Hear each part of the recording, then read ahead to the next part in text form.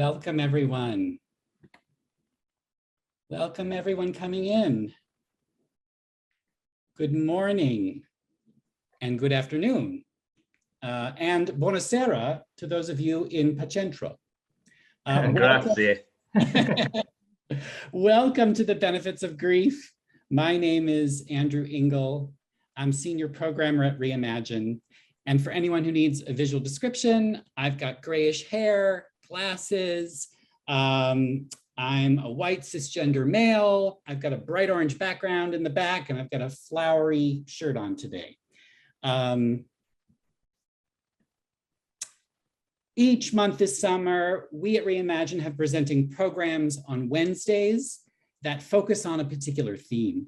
And this month, we're in the midst of looking at some of the many facets of grief through the lens of transformation or growth.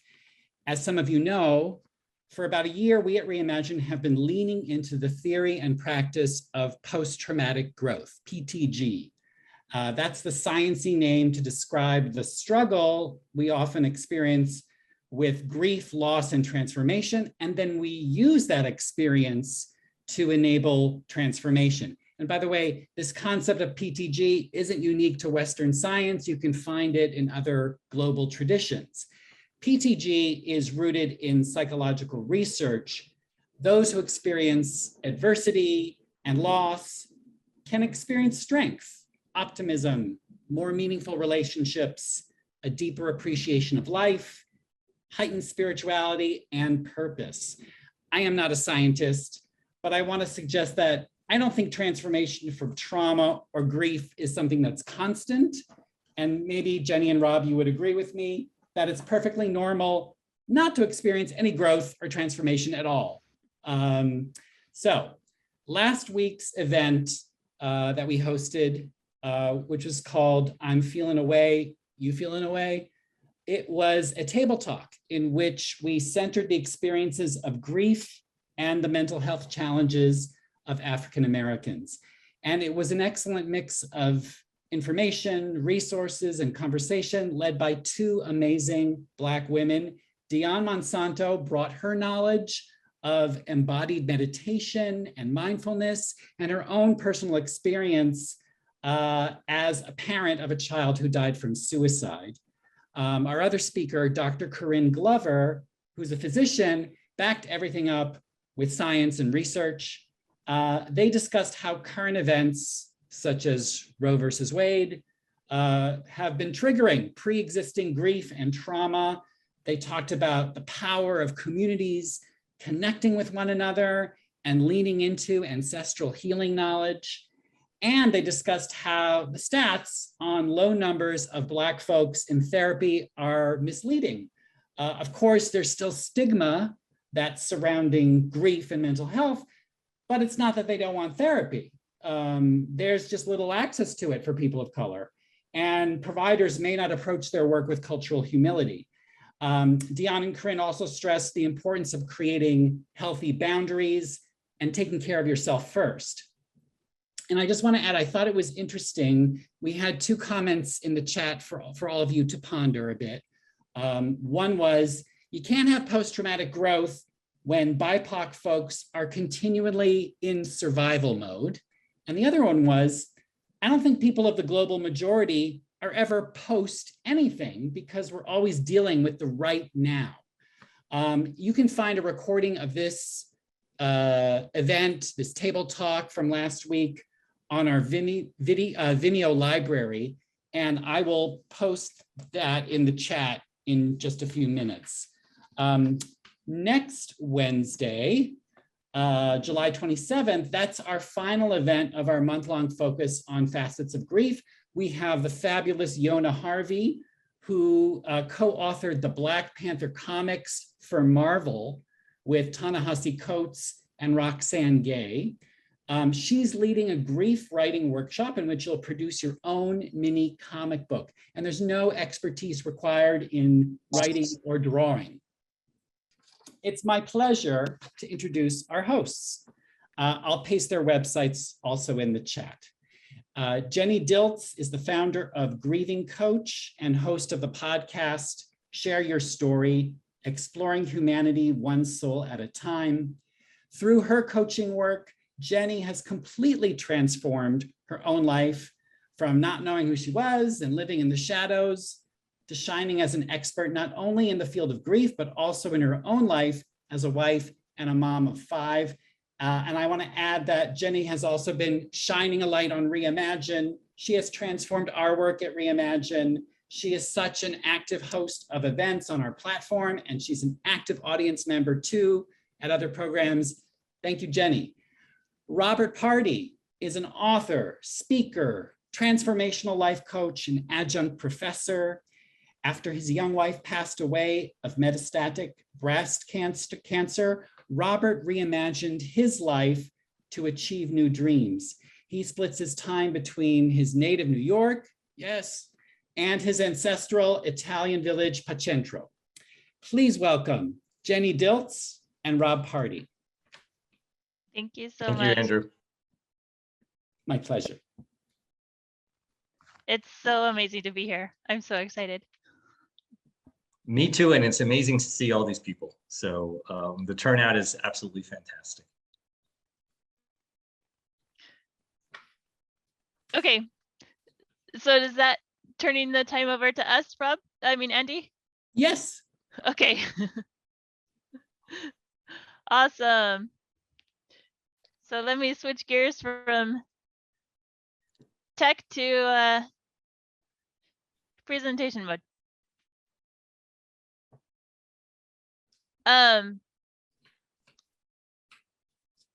And let me pull up my slides.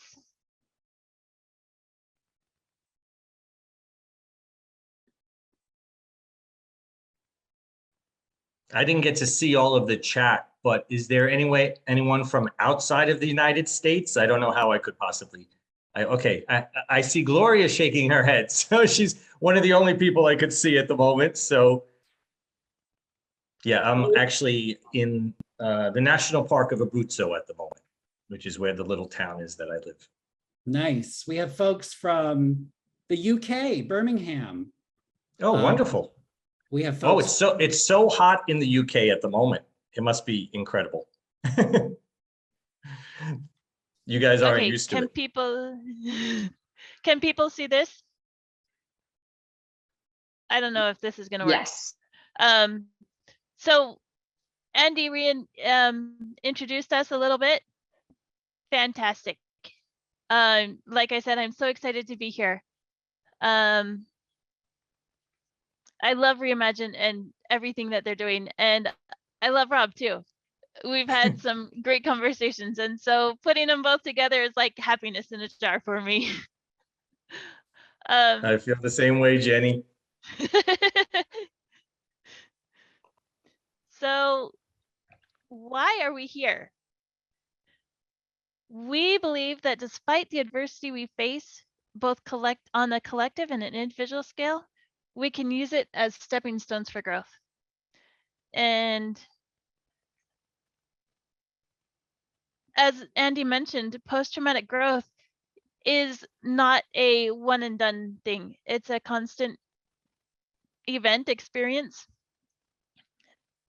Just like with our physical bodies, we'd never stop growing and aging, whatever that looks like. And so with our traumas, with our lives, we never stop living. So there's always going to be opportunities to learn and grow from loss, from change, from grief, from trauma, connections with others. It's an ongoing process. So why else are we here? For me, I am passionate about grief, and I get hyper even when I talk about grief. Grief has been my companion for the majority of my life. And I didn't really understand grief until I was talking with a friend about an experience I had maybe 13 years ago. I was dismissed from my master's program. And when I was talking with my friend about it a couple years ago, she pointed out that was loss. When you experience that, you experienced grief. And all of a sudden, I realized, oh, yeah, I know grief. And then I started to reflect back on my life, and I realized, oh, yeah, I know grief in a very personal way, because for the majority of my life, I've lost who I am. I wasn't in touch with me. And I think that can be one of the most, well, for me, that was the most important, most major loss that I could experience was, who am I? And what do I want? So from my experiences, I've learned to see that every opportunity, every adversity, every challenge has some silver linings. And then I was able to sit with a friend whose husband died suddenly. And that's where I entered the grief world.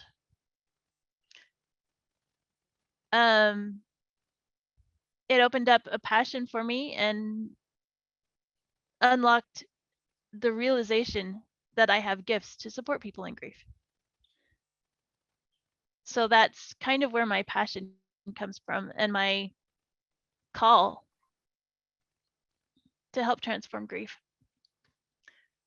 So what about Rob? I met Rob through LinkedIn. And from the minute that I heard his story, I was so connected with him, so inspired by him. And his lifestyle, his actions, his whole perspective on things is so amazing. Thank you so much. And you will get to hear more about Rob's story in the last half, or in the bulk of the whatever later on. So why are you here? Maybe it's because you love Reimagine and all the amazing things that they do. Maybe you're curious, how can anything good come from this adverse experience? How can anything good come from this pain? Maybe you're here to know that you're not alone in your grief. Maybe you're just tired of surviving and you're ready to start living again. You're ready to start moving. Maybe it's to build a better relationship with your grief experience. You may want to support others in their path of post-traumatic growth. They're all fantastic reasons. And I'm so happy that all of you are here with us today. If you want to put a note in the chat, why are you here? What's your personal reason?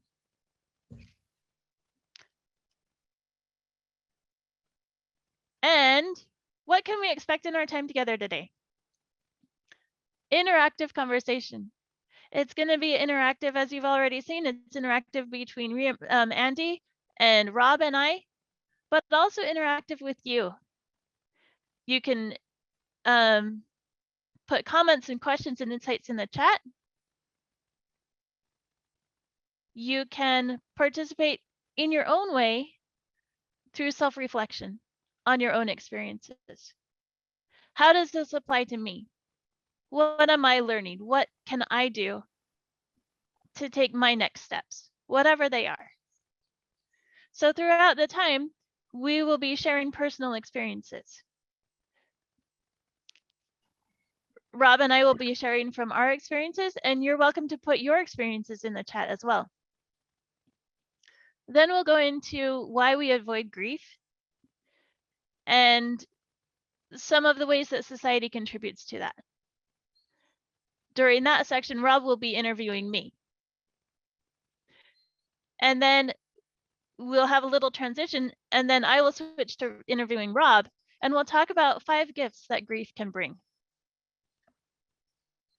And then we'll finish up with conclusion, Reimagine. We'll finish this up. So let's go. um, and sorry, tech is a little bit weird. Hold on. Okay, got it. And while you're doing that, I'll just thank everyone for being as vulnerable as they've been in the chat. It's wonderful to see not only what people are writing, but people being very honest about what they're feeling. And that's really important to deal with grief, as Jenny would talk about as well. So this is fantastic. It really is. Awesome. So Rob, ask me questions. Sure. Well, you already sort of touched on a little bit of how you became familiar with grief, even though it wasn't necessarily having to deal with a death that of someone very close to you or something like that. Mm-hmm. What was it that actually led you to want to be in the space? It was that experience when I took a meal to that family. I thought it was going to be a 5-minute meal drop off. I had Okay. all 5 of my kids with me. We were just going to drop off the meal and go to the park. Well, that 5 minutes turned into 3 hours. Wow. And I just held space for the trauma, the worry, the concern. And one thing that really helped me was putting myself in her situation. Our kids were in the same class at school. And so as I was preparing this meal, I thought, what if that was my husband? What would I be doing? What would I need? What would this experience be like for me? And that gave me a powerful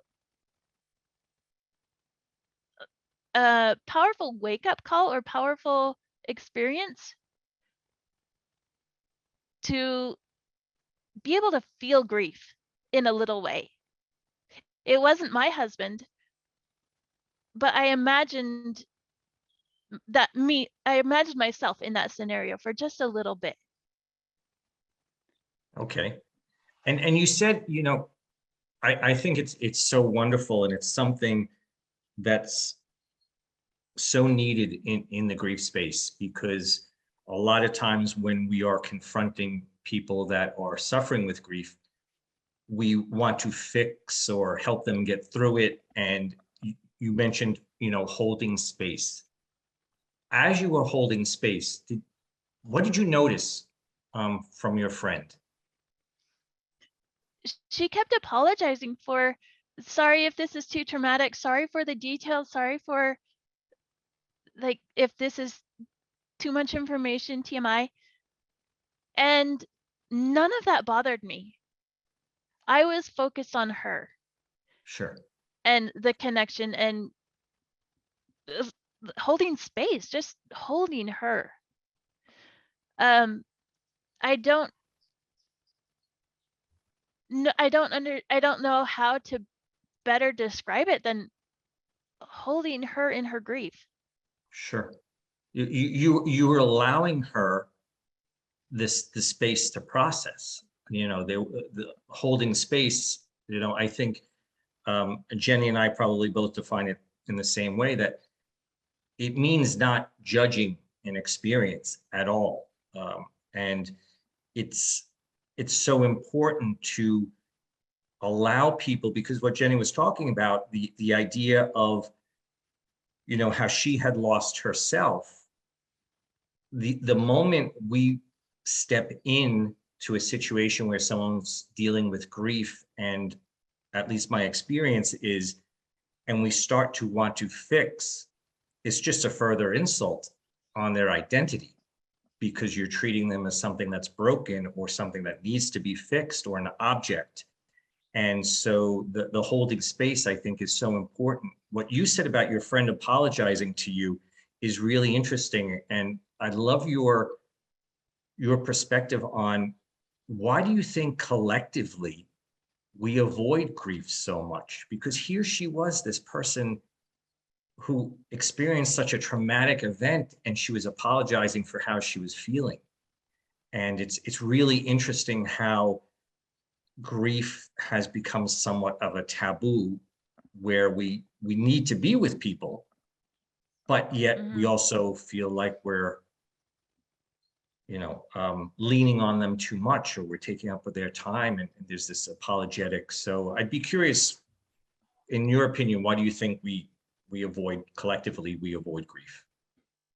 I think one reason, going back to her apologies, we're uncomfortable with the discomfort. We're uncomfortable with pain. We don't want to feel those hard emotions. And so we push it away. We push it away in ourselves. We want to fix. Everybody has ideas. Oh, do this, do this, do this. This is what grieving right looks like. This is what you're supposed to be doing. Sometimes those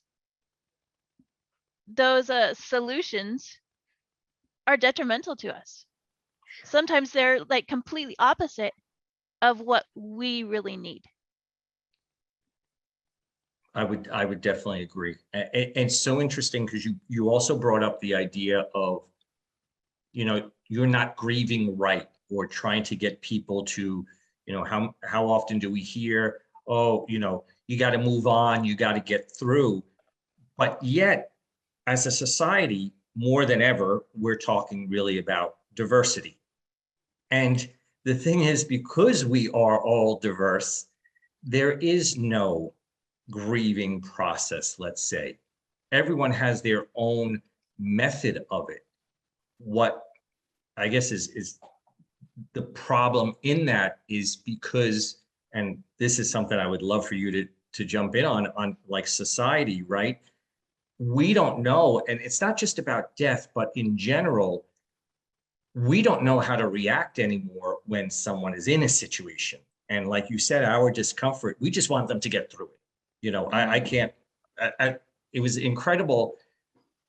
Two sides of the same coin. When my wife passed away, everyone telling me, you're going to be okay. You're going to get through it. You'll move on. You'll meet somebody else, which, like, the last thing I needed to hear at that moment was I was going to meet somebody else. But on the other side, when I took control of my life, there was also the feedback of, well, really? You're going to do that? Or you're happy? Like, shouldn't you still be sad? Did you really love her?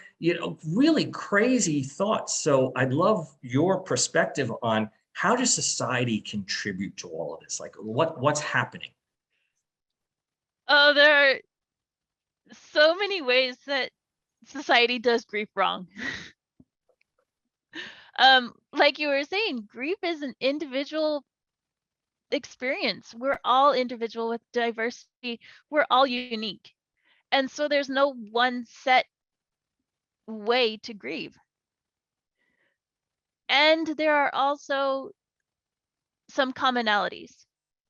Like, love is a universal experience, universal emotion. Everybody can feel love. Just like grief. Grief is one of those universals. Everybody at one point in their life will feel grief. So there are some commonalities, and there's also the individual expression of that, the individual component. One reason that society contributes is perpetuating all these myths. We have to be strong. We have to grieve in a certain way. Just get over it. It takes 2 years and you're done with it. It's an orderly process.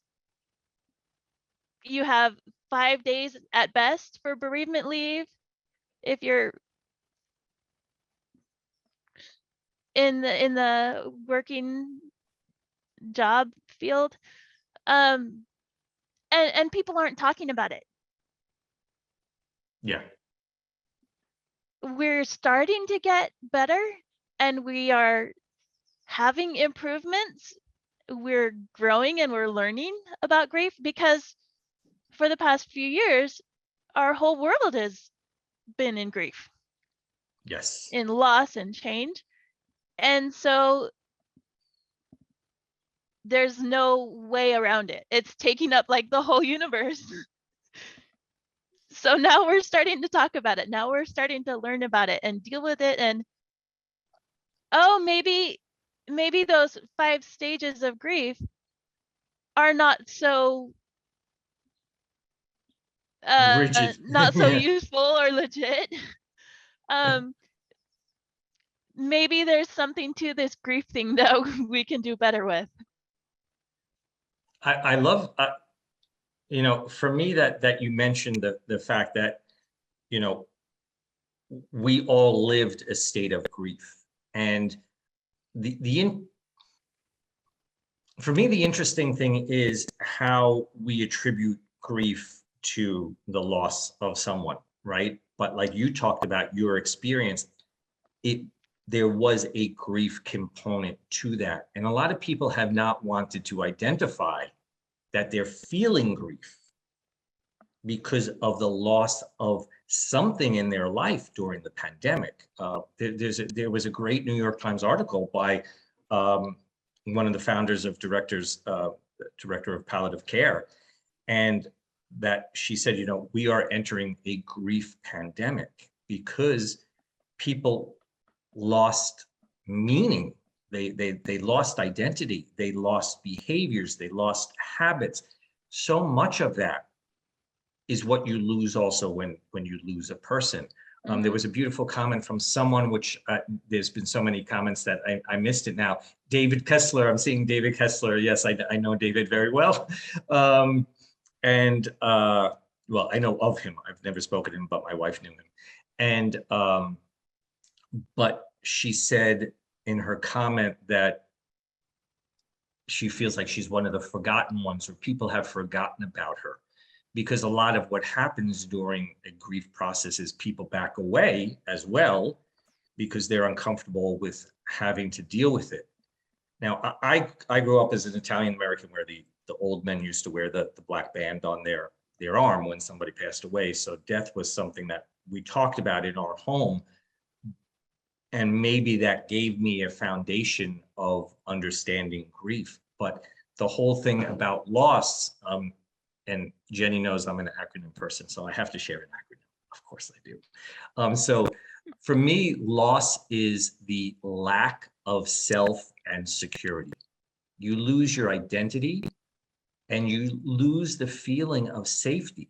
And that can come from losing a job. That could come from losing something that was precious to you for whatever reason. It could be mobility. It could be menopause for a woman, erectile dysfunction for a man. I mean, all of these things are tied into our identity. And so part of, I think, like you said, we're doing grief better. And I'll get back to society because I would love you to chime in on this, right? The whole society thing is, do you think we'll get to the point where we get to see the individual in the grief and not the grief itself?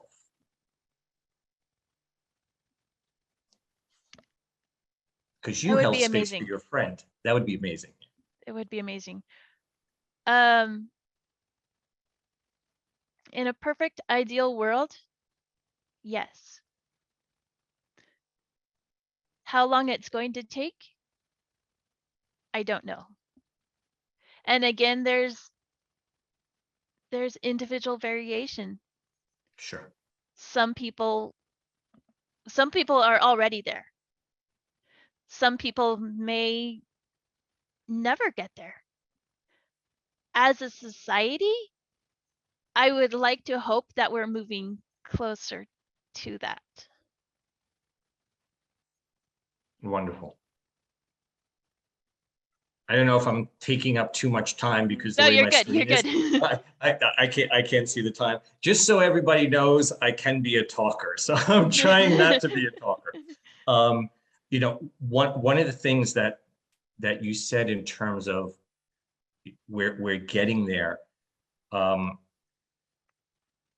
grief, what I realized with the people that I worked with, but also my own journey, is the fact that grief is a measurement. Really, when you think about it at its core, it's a measurement of the value we put on that which we lost. And it's a beautiful expression of that connection we had. And I think that's part of, the whole post-traumatic growth thing is another thing we definitely need to talk about. But when we think about grief in general and we see someone suffering from grief, the other side of the coin is not the pain they're feeling as much as acknowledging how important the thing or the person was to them that's no longer there. Mm-hmm. Because that shows humanity, right?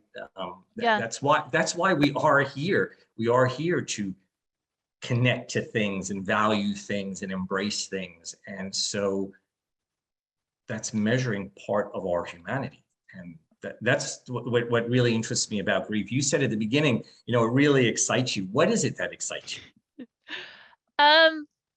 So I'm just going to back up for just a little bit and Sure. put a clarification.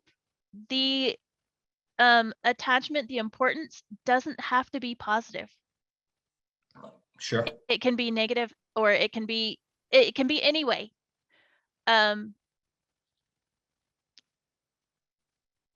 For people who have experienced abuse, Yes. there can be immense grief in that. And that's not a positive thing. Right. But that's still a attachment, a very strong attachment. And so if the attachment is lost or not there to begin with, that can also be a source of grief. That is a great clarification. So,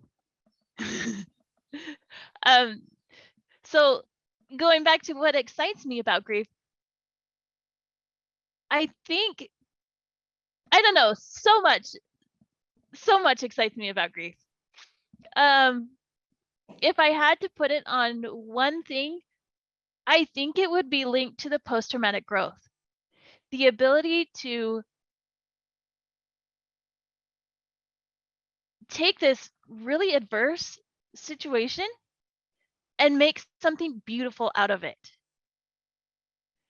And if you're okay with it, that's a perfect segue into what are the gifts that grief can bring to us. Sure. Awesome.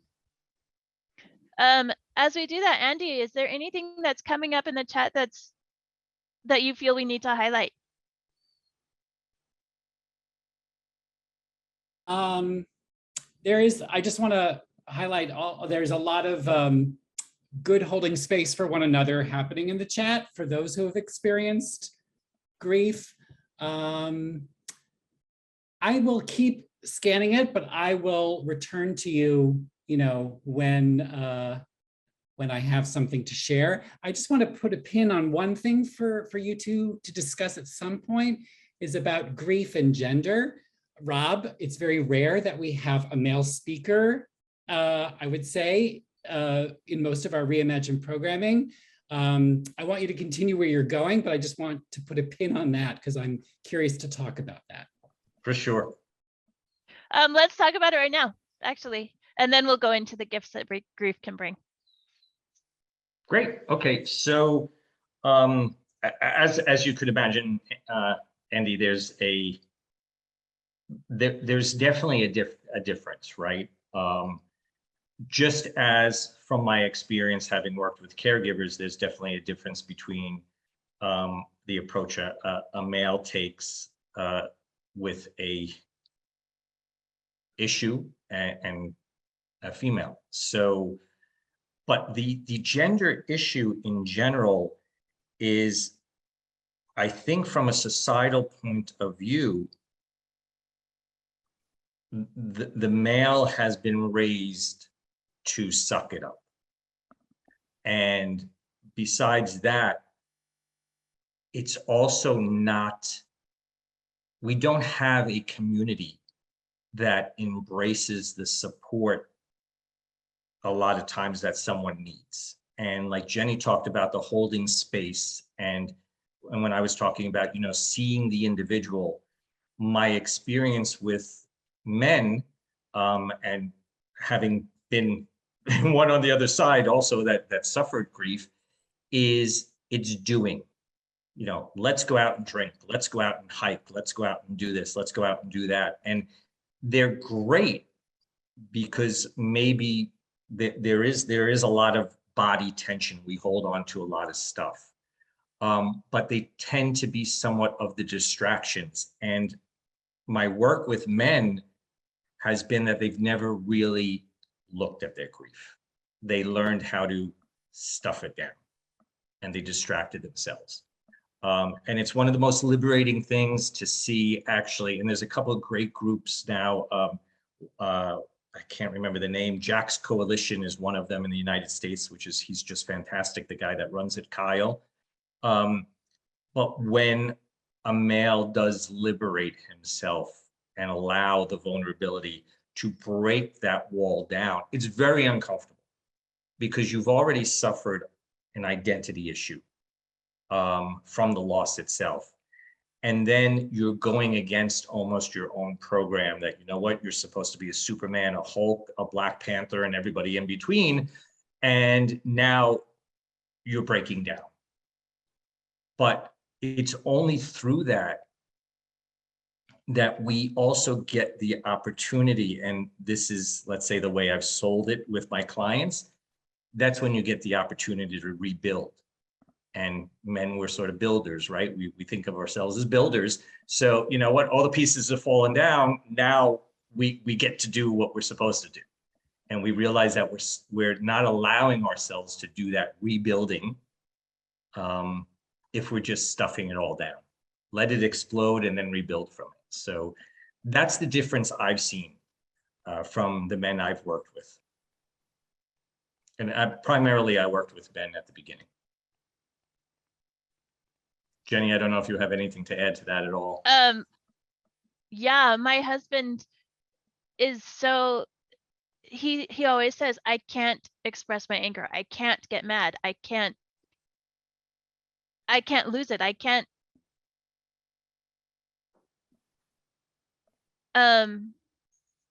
Like I can't even go there. And so it may seem like, what, you're crazy, but I actually get excited when he gets mad. I get excited when he yells at us, because that's him breaking down. It's him breaking down all the stigmas, breaking down all the walls, breaking down all the spostas, and expressing what's inside, what's going on, what he's experiencing. One thing I just, because when you were talking about your husband, and it made me think of something. One of the things I talk about a lot in terms about vulnerability in general, which grief is an invitation to be vulnerable. It really is to say, okay, you know, all this happened, now what type thing, right? But when I talk about this stuff, I talk about armor. And if you think about when we place armor on us to protect ourselves, and we're stuffing all that stuff down, and like your husband's like, I can't even go there. After a while, your identity and your strength, or your perceived strength, come from your relationship with the armor. And you're not necessarily really engaging anymore in life because you have this big filter. And so that's one of the most beautiful things when you're taking off that armor. It's very uncomfortable. It's extremely uncomfortable. But when you do it, you know, the whole concept of it, it feels lighter. When you do it, you're actually showing up really strong. Mm-hmm.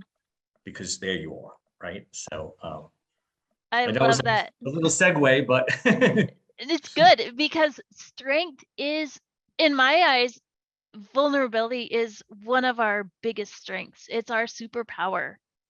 It leads to connection. It leads to rebuilding our lives in the way that we want to. It leads to receiving and offering help.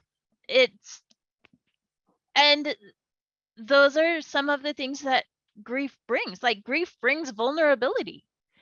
And so grief teaches us how you're weak and how you need other people. Grief teaches us how you're stronger and the things that you can do now that you couldn't do before because you have no other choice. Right.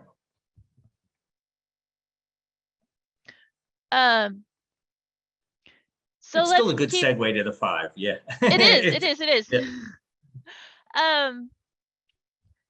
And we've talked about some of the other ones too. So I was on a conversation with a friend recently, and she asked, okay, so if somebody asks you, what are the benefits of grief? What would you tell them? And I just rattled off 4 or 5 things.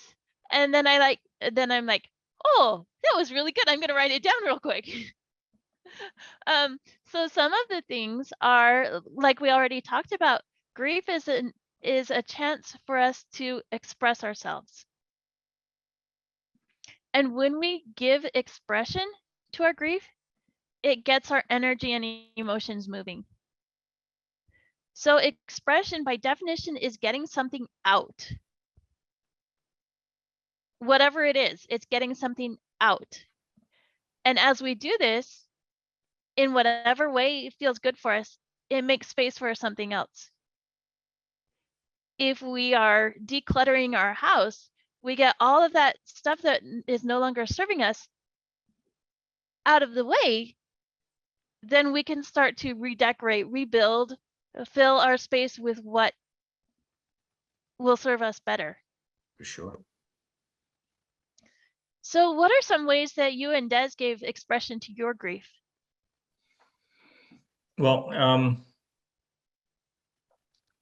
honestly, my story is a little unusual for those of you that I haven't really introduced the story, but my wife, an amazing woman, absolutely incredible woman. She was diagnosed with late stage breast cancer right before her 31st birthday while she was in medical school. And so she asked not to know anything about the specifics of her disease. And I became the middleman and spoke to all the doctors and knew all the test results. And except for like when we had to remove part of her liver, tried to keep as much from her as possible because that's what she had wanted. And that was her coping mechanism. And so we didn't talk about death, but we did have to confront so many identity issues. When she was diagnosed, it's a really crazy story. She was diagnosed in the Middle East and she had the surgery there because I had a job there and all kinds of crazy stuff. But there was a while that she only had one breast. And that was extremely difficult on her identity. And honestly, to tell you the truth, a lot of ways we gave expression to what was happening and to our grief of the change in lifestyle. Even though she was extremely self-sufficient, she became the founding director of palliative care at New York Hospital while she had metastatic breast cancer and chemo every Friday. But we brought in levity to our lives.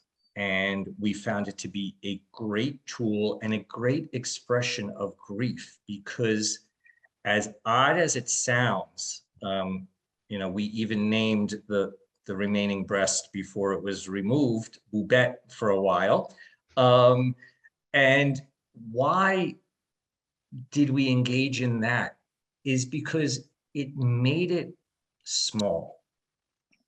It didn't paint our existence, but it wound up being a highlighting color to our existence, if you want to think of it that way. I'm a big Harry Potter fan, so if you know Harry Potter, you know the spell ridiculous. which is the spell to change your fear into something funny. And in a way, that's how we expressed, or we gave expression to our grief, is we talked about it in a joking way that made it's not as important as what's happening now between us. And so it allowed us also to stay very much in the present moment.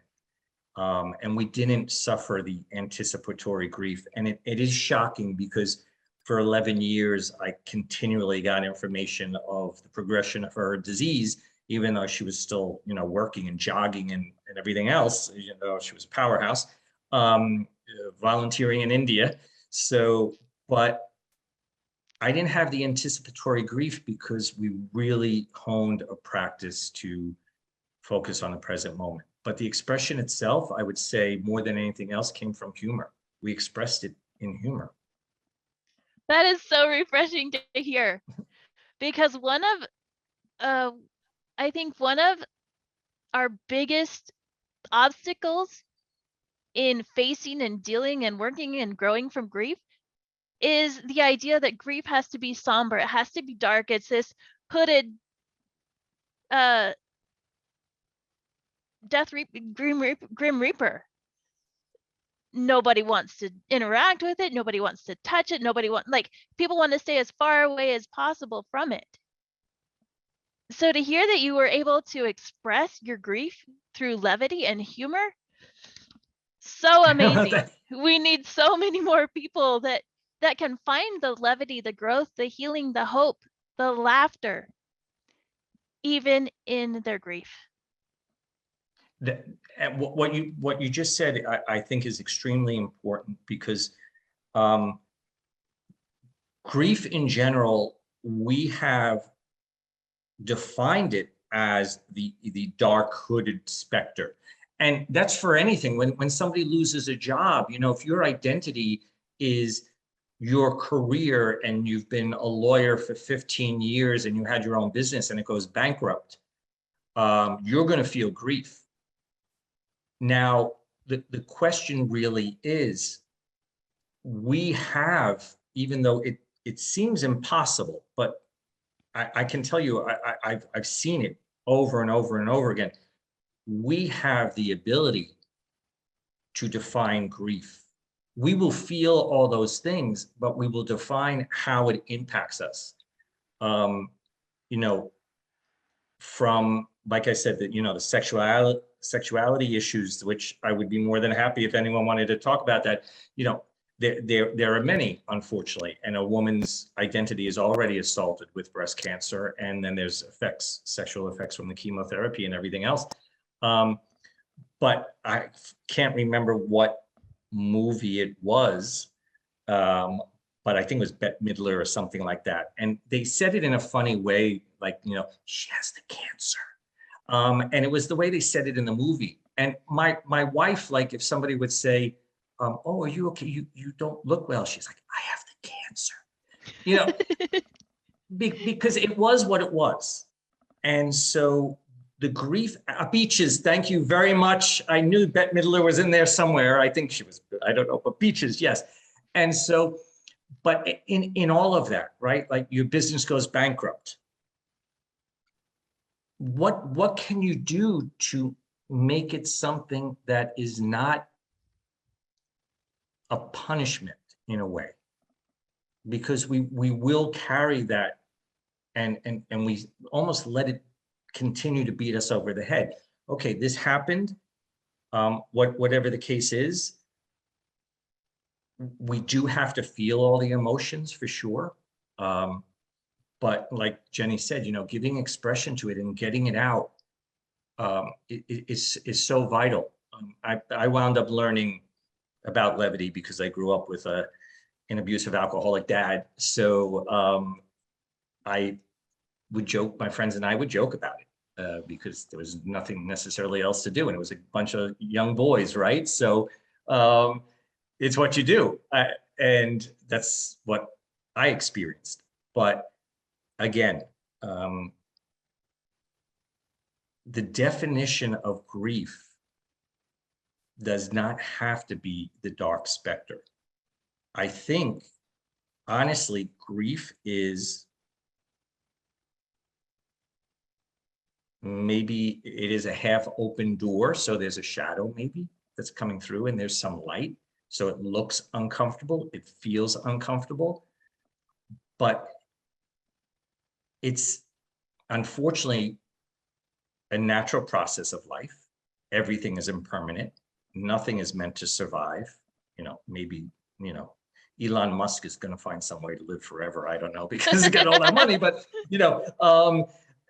but if we look at all those things and we accept all those things, then that doorway could be either the shadow on the side where the light is not touching, or it could be the light on the side where the door is open.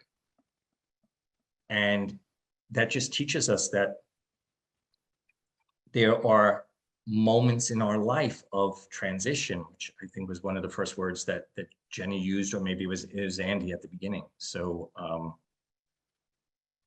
yeah, levity allowed us to see that it was all just part of this. This sounds like I'm minimizing it, and I'm not at all, but was all part of the game in a way. This is what it is. Something's going to happen in the future. Right now we're okay, and let's make fun of it. Mm-hmm. Yeah.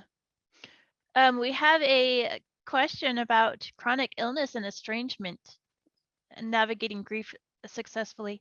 So that brings us to our next connection, our next benefit.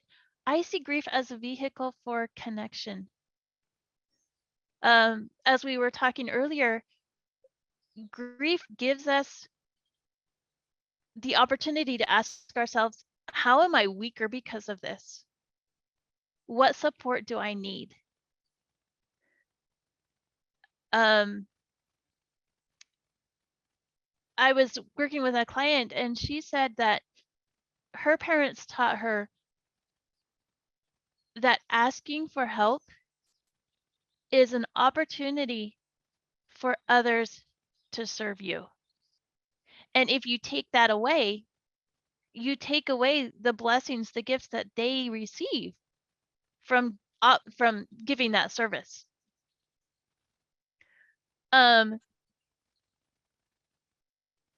And so as we learn to lean on each other, as we make space for each other, as we see each other in our vulnerabilities, as we accept and ask for the things that we need, even if that's, I need somebody to come do my laundry. I need somebody to watch my kids so that I can take a walk by myself. Whatever that thing is that you need that will support you best. Grief gives them an opportunity to practice. First of all, knowing what we need, and then asserting ourselves to ask for that. I think that's fantastic. One of the things I would add to that, honestly, is what I noticed through the grief journey that I went through personally, and sort of this estrangement thing that I've seen with other people as well, is grief also, in a way, if you let it shape your life in terms of being a filter, it will present the people that should be in your life and the people that shouldn't be in your life. And it was really interesting to see some people I thought I would have been able to lean on, I wasn't able to, or they didn't want any part of it. And people that I didn't ever expect would have risen up and offered things like, taking my dog for a walk, or those types of things, showed up. And I allowed myself to witness and observe what was going on. And that was part of when I started to understand the benefits of grief. I was looking at it saying, wow, this is filtering out the people that should move forward with me. And maybe there are some people that shouldn't. So again, it's allowing yourself to, as you move forward and you rebuild, is to set boundaries and to honor your boundaries, because that's honoring yourself as well. That's self-care. So I love that. Mm, so awesome. Yes. I had the image of decluttering my house. There are some things that don't serve you anymore. They were good while you used them, but if I'm not using it anymore, it's time to let it go. Yeah. Maybe somebody else can use that now. And it's time to bring in the things that will serve me going forward. I think one of my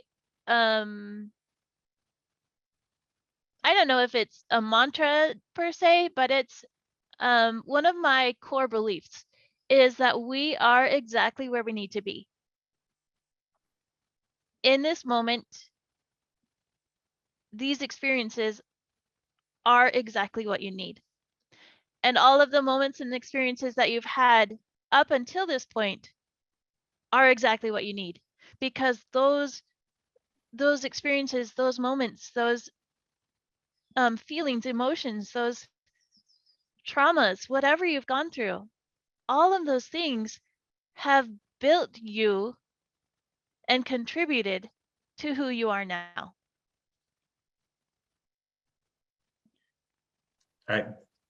You're speaking to the converted. It's, you know, it's a weird thing in a way, because it's a completely different discussion, right? But it gets to sort of knowing who you are and being able to answer the question, do I like who I am? Am I proud of who I am? Do I love who I am? Because if you answer yes, you have to thank everything that's happened that's brought you to this point.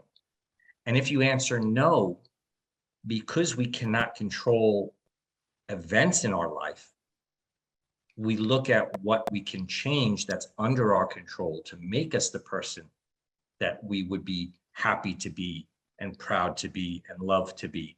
And so a similar mantra in a way to Jenny all the time is I look at myself and I ask myself, am I happy with who I am? Do I love who I am? And that's how I can thank my father for being who he was. That's how I can be so thankful to have been married to such an amazing woman, because it's made me, like Jenny said, it's made me. I'm beautifully scarred. I say it all the time. That's what I say. I am beautifully scarred for having loved and lost my wife. And that scar is part of me. Mm-hmm. So. And that brings us to another benefit or gift of grief, is because of loss and change, it gives us the opportunity to define what we want. We can't go back. You can't go back and bring Des back. She's dead. Yeah. So now what are you going to do with it? What house are you going to build? Who are you going to be? Who do you want to be? Exactly. Which of course is, here's I think the conundrum, right? If you suffer any type of loss, like we mentioned, there's an identity aspect to that. And so then to venture out to rebuild your identity and leave the identity that you knew that no longer exists, there is this discomfort, which is absolutely incredible, of taking that step forward. Now, one of the tools that I talk about with clients is, let's say you had a loss that, I don't know if everyone can see me, but okay, think of a big circle, right? You have a loss that's really, really big. You're not going to find something that's going to fill that whole circle. And you're going to start to put in little pebbles. And those pebbles can come from daydreaming. And so maybe the first step before you start to reimagine what your life is going to look like by taking the step to reimagine it is actually to start to daydream about those little types of things. I started daydreaming about Italy. You know, here I was an investment banker and everything else, and nothing was resonating with me. And I started thinking about what I would like to look back on. And little pieces started to fill in. And Jenny knows this because she's heard some of the things that I talk about and probably said it on your show or something. I believe our life is a mosaic. So everything that's happened is a piece. Like my wife is this big, beautiful piece in maybe the middle of the mosaic, but all these little things are creating the mosaic. And if I'm blessed to live in Italy, and I've seen ancient mosaics. They're beautiful because each piece was cut by hand. They're all imperfect. And it's the imperfection that creates the beauty. And so a lot of times I reflect on that whenever I suffer any type of loss. And I think about that as that's just adding contrast here. And so what do I want? Like Jenny said, you know, so now what do I do with it? Mhm. But there is that discomfort period. So be patient with yourself. There is no right way. But what I found is that allowing yourself to daydream, because that's what we do when we're kids, right? There's wonder, there's curiosity, there's daydreaming. It's not harmful. It's something we've already known for a very long time. We've just forgotten about it. If we start to do that, that big circle will find little things to put in it. And then before you know it, it starts to fill up. I love that you said, like going to this sense of self. And that's in the beginning, I shared that Andy shared that I have lost myself. So in my grief work as a grief coach, I am learning who I am. I'm starting to daydream. I'm starting to find what lights me up, what excites me. And those are things that like you said, daydreaming and imagining, those are things that we grow up with as a child. I don't remember doing that. My life was always, what do others expect of me? What should I be doing? What am I supposed to be doing? It was always based on somebody else's picture of me. Yeah.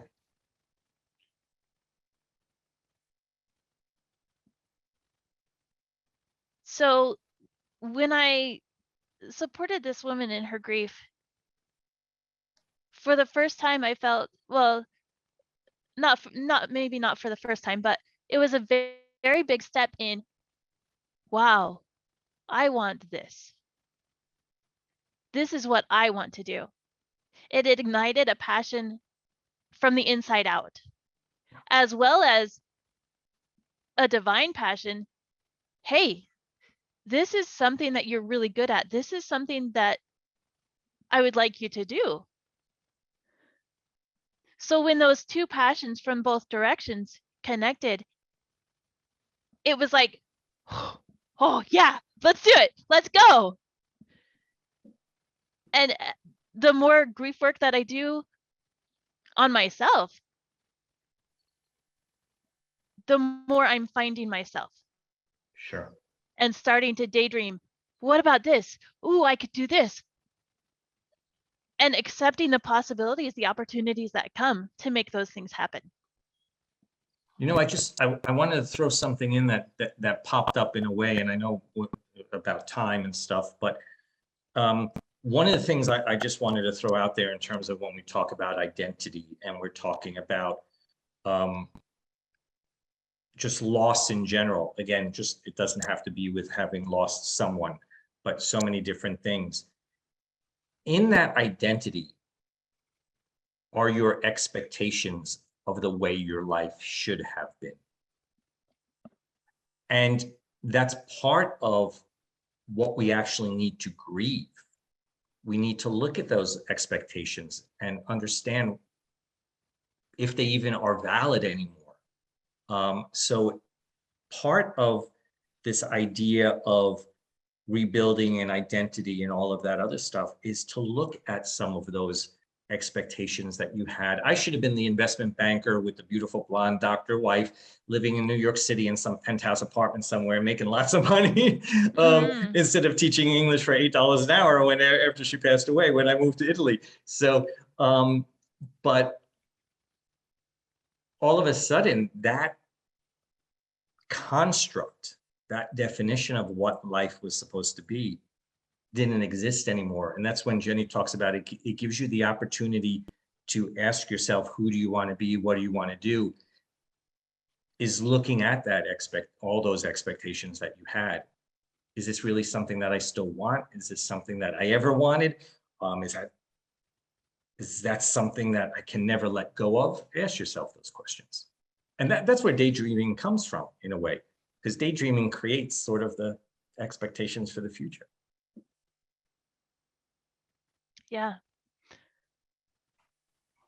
So much good stuff.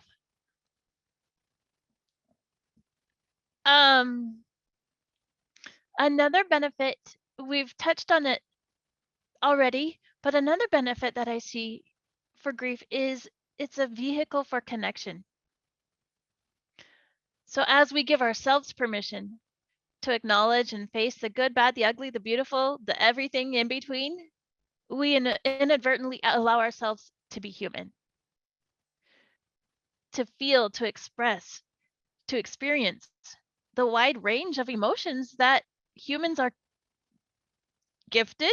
Like even if our emotions are unpleasant, there's still a gift, because those harder emotions give contrast to the more pleasant ones. So to be able to experience this wide range of colors and hues is incredible. And as we allow ourselves to meddle with those colors, those hues, we simultaneously allow others to do the same. And as we're all working on these mosaics together. We're working on our own mosaic, and we're contributing to the mosaics of those around us. For sure. And as we see each other as peers in humanity, it can bring us closer in community. And I've actually learned this from a Reimagine event.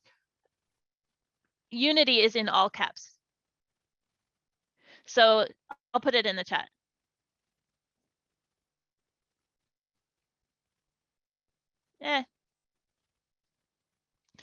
So community has the base of the base word unity at the end.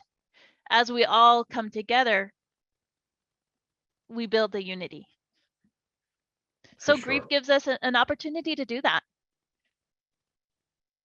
100%. You know, also because it's so odd that it is something we all experience. And yet we let it stand in between all of us. But we all are or have or will experience grief. And so, like you said, it is the opportunity to unite, to understand where we're all going. So that's great. I've never seen it written like that, but now I'll never forget it. So another one of my mantras, it's my favorite quote by Ram Dass. We're all walking each other home.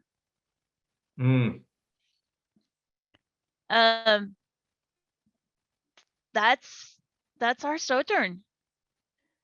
We're all connected. We're all bumping into each other, trying to the best we can. Yeah. You know, I was very blessed because of also my wife's career, to have become very personally involved and touched by end of life and palliative care and what quality of life is and choice and all of those other things. And, you know, we're all on that journey. And it's not that, again, you know, when we're talking about grief, grief is not just about death, but the fact is that we're here to live life. And so if we don't allow ourselves to process grief and understand it and help something grow, like Andy said at the beginning, you know, post-traumatic growth, which some people might not grow. I mean, we're all different, of course, but the fact is that if we're here to live life until we can't, then these grief moments, how can we use them? Even though sometimes it feels very uncomfortable to want to move forward, but how can we live life forward and not get stuck? And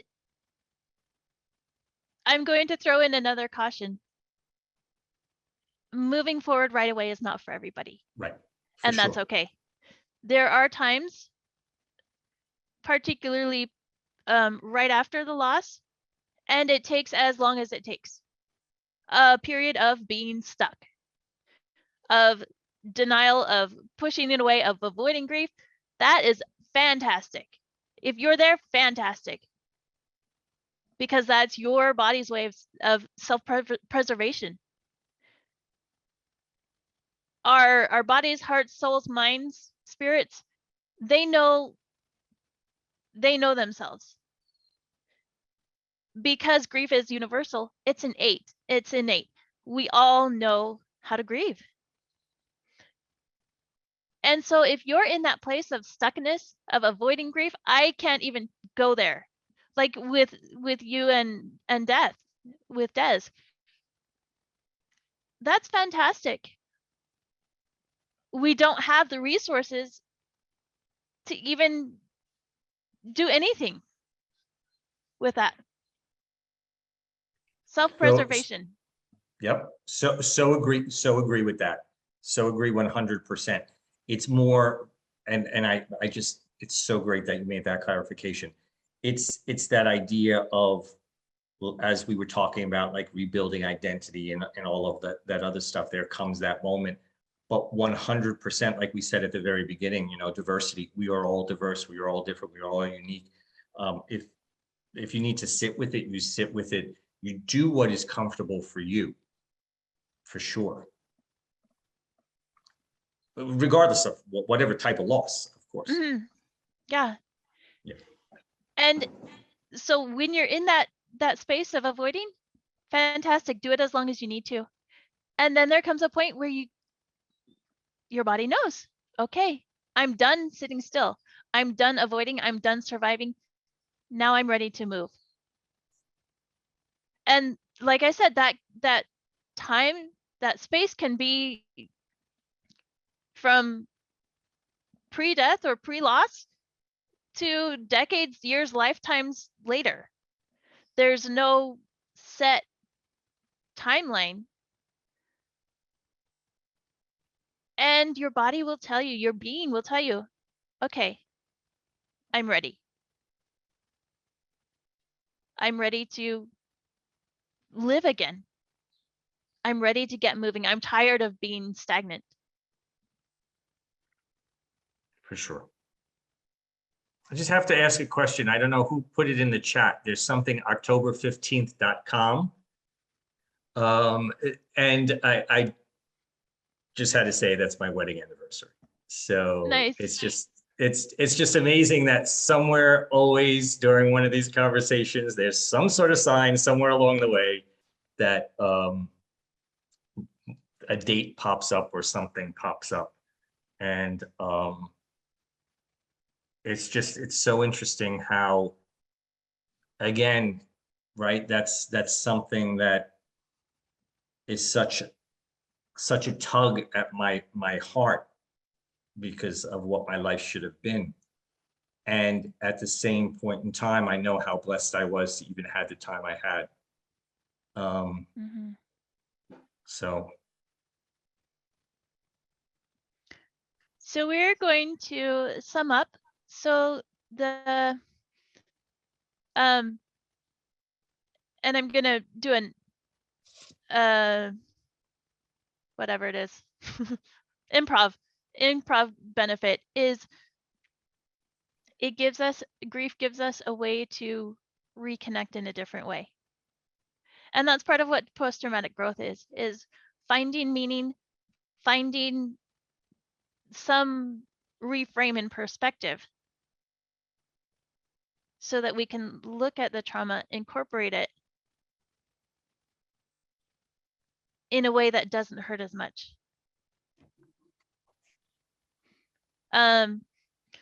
So some of you have asked for like a bullet point list of the benefits of grief. So one is clearing space for something else as we give expression to it. Another one is connection, community. A third benefit of grief is allowing us to feel how we're weaker, get that sense of support that we need, expressing ourselves. Number 4 is grief shows us how we're stronger than we thought we were by doing those things that we couldn't, that we now have to because there's no choice. And the last one, so along with grief teaching us how we're stronger than we were, or than we thought we were, is stretching us, stretching our limits, stretching our comfort zones, stretching our dreams. And the last one that I came up with was grief forces us to re-examine our life, our situation, and our future to rebuild the house of our dreams.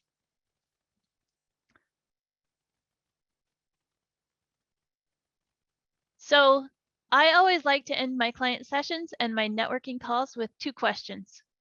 The first is, what are your takeaways from our time together? So you can put your answers in the chat. And I'm loving the chat. If you want to save the chat, there are 3 buttons on the bottom of the chat screen where you should be able to save the chat. And this has been such an amazing conversation. And I've learned so much. Every time I talk with another person, every time I experience grief, I always learn so much more. I agree. So did I.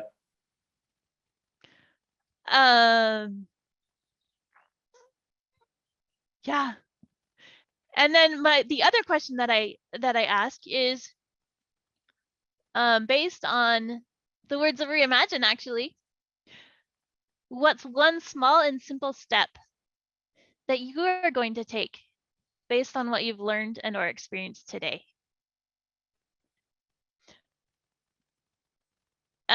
You will get a follow-up email with resources and ways to stay connected with us. But Rob, anything else that you want to share or add?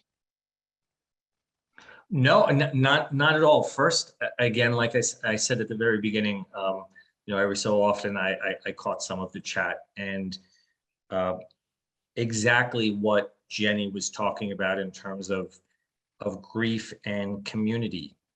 the unity in the chat is incredible. It's and that's part of, I think, what we lose by not understanding grief, by pushing grief away, by not allowing each other to gain the skills to actually sit with it. Because if you just look through this chat, I feel that people have been touched, not just by us talking, but we spark things, and the sharing between you as listeners participants has been absolutely incredible. The other thing that I would just, I'd like to say in a way is that one of the hardest things I think to understand is the idea of moving forward, because I think somewhere along the line there's been this belief that to move forward means that we're supposed to forget the loss. Mm-hmm. And that would be, just from a psychological point of view, a tragedy, because the loss taught you something. Regardless of the whole other idea that Jenny and I talked about in terms of the attachment and everything else. But of course, we're supposed to remember the loss, like the tug at my heart when I saw the date. I always like to think about it as I'm a big metaphor person. I have to apologize. I have all these different metaphors in my brain. It's just the way I am. A tapestry, right? We have all these beautiful color strands running through. If you started to pull some of them out, that fabric is not going to be as strong. And so, no, it's not to ever forget at all. It's to make peace with and to acknowledge it. But we carry it with us. And that's part of what actually makes us human. And I feel, just having worked with so many people, there's this weird expectation that you're supposed to just forget about it. Mm-hmm. And then when you remember it, it's like, oh, I thought I was over this. And no, there's no over. There's just building. Right. You know, That's why I hate, I rarely use the word hate, but I hate the word get over grief, because it's not something that, okay, I'm going to put it in a box forever and donate it or throw it away. No, it is a part of our tapestry, and we don't get over it. We don't move forward in the way of, okay, it's done, bye. We move forward with it. Yeah. We incorporate it, we metabolize it, and it becomes part of us in a big way. Defining, just like when we eat, the stuff that is in what we eat becomes part of our being, our cells, our tissues, our organs. Grief does that too. As we incorporate it and metabolize it, it becomes part of us. And I love that imagery of the tapestry. If you take a strand out, it changes the whole tapestry. Yeah. So. All right, Andy. Fantastic. Back to you to point out, highlight questions that we need to cover. Well, I just want to point out your prompts to get people to provide small steps or takeaways. There's just really wonderful things in the chat from Mary. Her small step, a new way to approach loss personally and for her patients. From Shannon, her takeaway, I'm not the only one who has struggled with a loss of identity after losing my career to disability. From Kathy, it's okay to feel like You're not following the norm. It's okay to mourn loss of yourself too. This is so wonderful, and it's a credit to both of you for creating this warm, brave space for people to share. You two have a wonderful rapport with each other. I'm thinking back to this horrible image that most of us have of death or of grief as the Grim Reaper. And then Rob, you sharing the story of your wife's mastectomy and your definition of grief as the beautiful scar. And my image is going to this photograph. I don't know who the photographer was, but I think the photographer did a series of images of women topless in black and white photography showing their beautiful scars post mastectomy. And I feel like for me, that's a wonderful replacement image for the Grim Reaper. And I'm curious if anyone else has other images that come to mind. I want to thank you both. I want to give another plug for our speakers, Jenny Diltz, Robert Hardy. Go to their websites, check it out. And I want to encourage you all to come next Wednesday for the grief writing workshop. Shannon and everyone else, check out programs in August for chronically ill communities and everything else that's going on with our community of collaborators on our platform. You can host events too. There's an opportunity to do that as well if you have an idea.